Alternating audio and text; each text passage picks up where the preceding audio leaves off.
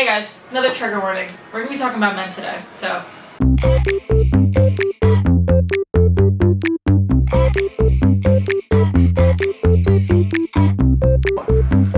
Hey guys, so welcome to another episode of the Girly podcast. We're on episode 3, and we're talking about men again and all the shit they do wrong. But don't get too comfortable, girlies, because you're coming up next. Today's topic is men who murder their families. Familicide. Let's dive in. So to start, over-enmeshment is a condition in which perpetrators either view their family members as possessions that they control or don't see the boundaries between their own identity, their wives, and their children. So suicides of the entire family is because they can't bear to leave the pain behind, so they take their wife and kids with them. 90% of the time, the best predictor of domestic violence is past behavior. A large role in these crimes are found to be focused on jealousy and guns. 92% of murder-suicides involved a gun in a sample of 591 cases. 3 reasons guns are used more frequently is that they are more efficient than other weapons, can be used impulsively, and can be used to terrorize and threaten the victims. In research in his seminar, Men Who Murder Their Families by David Adams, he asked those who killed with guns if they would have used another weapon if there wasn't a gun available. And they said no. So, that's the give or take if you want to keep a gun in the house, if you live with a man. To quote, the most common type of killer was a possessively jealous type, and I have found that many of them who commit murder-suicide, as well as those who kill their children, also seem to fit that profile, Adams said. A jealous substance abuser with a gun poses a particularly deadly combination of factors. One that was present in about 90% of the killers he interviewed. This is called familicide, family murders in which a perpetrator murders their partner and children. This is to be understood as a gender-based violence, whether in the presence of or absence of a history of physical violence. This gender-based violence is not always men against women, though it is more often. This episode, though, is about men who murder their families. And this is a violence that is driven by the social and structural dimensions of gender. In the case of familicide, research shows that they are almost exclusively committed by men in heterosexual family relationships. Key risk factors. 39 to 92% of cases of familicide, the relationships had a history of domestic violence. Even relationships where there's no history of domestic violence can result in familicide, though. A lot of loss over control of masculine domains in the leading factor to familicide. So, a desire of entitlement to control the family and finance falls over this masculine domain of control. The lead to familicide is when the abuser cannot control the family, especially losing the title of head of the household, or feeling as though they lost that title. So, in the famous family murder case committed by Chris Watts, in August of 2018, Christopher Lee Watts murdered his pregnant wife, Shanann Watts, by strangling her and then smothering his 2 daughters, Bella, who was 4, and Celeste, who was 3, by smothering them, burying Shanann in a shallow grave and shoving his daughters' bodies into an oil tank. His daughters, his blood, his daughters. Chris was charged with 3 counts of first-degree murder, unlawful term of a pregnancy, and 3 counts of tampering with the deceased human body.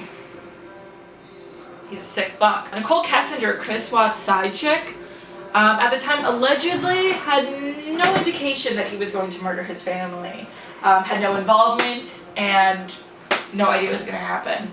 But that's alleged. I mean, these are the facts technically, but there's so much we don't know. Just look at our Google history. Chris Watts is still alive, but he murdered his entire family. Well, now what do we call Chris Watts? He is a family annihilator. Pretty intense, right? So what is a family annihilator? Family annihilator is a term used to describe men, mostly white males in their 30s, who murder their entire family. Family annihilator cases are often prompted by an inciting incident, which could be fighting with partners, divorce, or a loss of their job. So what are some defining characteristics of a family annihilator? So let's talk about it. Dr. Neil Websdale answers this broadly as, quote, some cases involve very violent controlling batterers who are misogynistic, who engage in lots of acts of domestic violence up to the times of their killing. He says on the other end, you're looking at controlled, repossessed, depressed individuals who may be on the edge of a psychotic break. Occasionally, family annihilators struggle with alcohol or substance abuse, reducing their ability to control impulses, exhibiting signs of psychotic behavior, delusions, and paranoia. So terrifyingly, roughly about a third of men who kill their families involve the more depressed men who don't have a known history of domestic violence. Though this phenomenon is not limited to men who fit the profile of domestic abusers. So, what do you guys think of family annihilators and men who commit familicide? Why is this phenomenon happening, and what can we do to help men's mental health to make this stop? Or is it really just a hatred toward women and a misogynistic violence against women? Alright, so let's talk about this one case of familicide, where the man murders his family and himself. So in Iowa City, Iowa, a former bank executive, Stephen Sipel, was charged with embezzling over $500,000 from his bank. He pleaded not guilty and was out on bail when sometime during the night of March 23rd, this morning of March 29, 2009, Sipel decided that this was the end of the line for his family. First, he beat his 42-year-old wife Cheryl to death with a baseball bat. Sick fuck. He took his four adopted children, Ethan, who was 10, Seth, who was 8, Mira, who was 6, and 3-year-old Eleanor, to the garage and tried to poison them with carbon monoxide. This didn't work. He then beat them to death with the same way as their mother. This man, Sipel, drove to a nearby park and unsuccessfully tried to kill himself. He then called 911, directing them to his address, where instead of turning himself in peacefully, he drove his car into a concrete pillar on the Interstate 80 and died. So here's another one to go over, because I did bring up the psychosis, and I read how some of these people believe that God is telling them to kill their families, or their paranoia is causing there to be a threat to them by their family members. So let's talk about this man, Bruce Blackman. In the late 1982, 22-year-old Bruce Blackman had just quit his job as a part-time garbage man and was taking a course in order to become a millwright.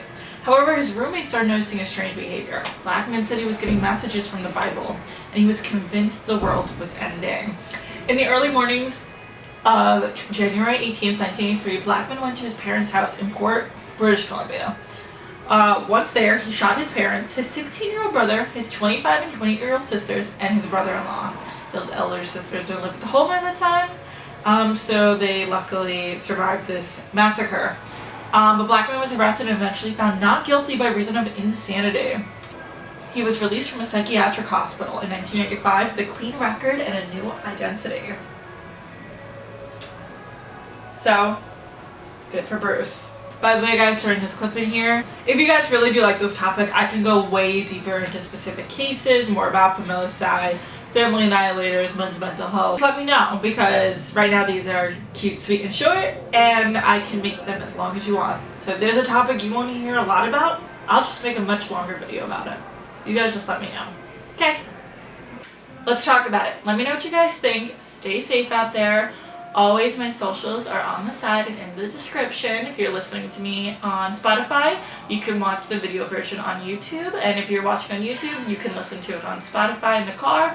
And it does have the video version included. I'll talk to you guys next week, and don't get murdered by your husband. Bye!